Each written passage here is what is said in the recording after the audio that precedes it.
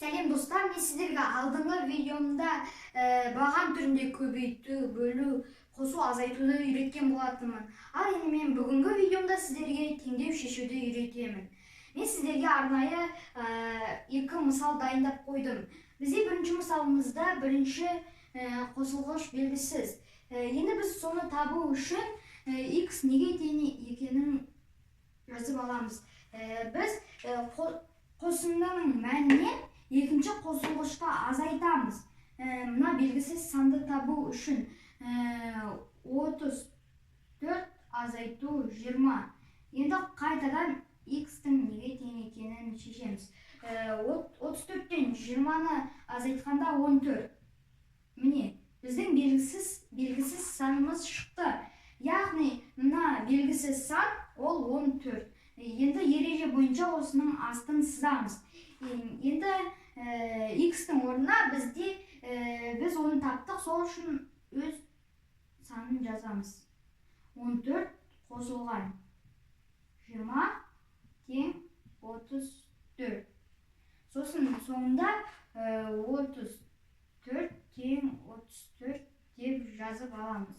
Ал енді менің дайындаған екінші мысалыма келсек, бұл жерде де дәл солай, бірақ сіздер байқасаңыздар, бірінші мысалда бірінші қосылғыш белгісіз, екінші мысалда екінші қосылғыш белгісіз.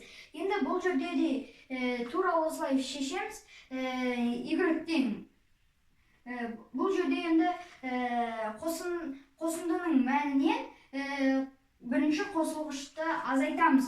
110 азайтылған 25. Енді қайтадан Y тең, енді 110-нан 25-ті азайтқанда 85 шығады екен достар. Енді міне біздің екінші қосылғыштың мәні 85. Белгісіз санды біз шештік. Астын сызамыз. 25 қосылған 85. Біздің қосындының мәні 110. Енді бұл жерде де соңынан 110 тең 110 деп жазып кетеміз. Мінекей достар, теңдеу шешу өте оңай.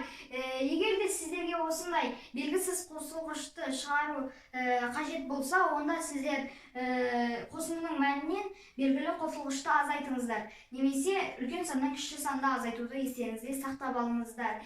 Ал енді достар, менің видеом ұнаса, менің парақшама жазылып, маған лайк басуды ұмытпаңыздар. Ал енді достар, менің келесі видеомда кездескенше.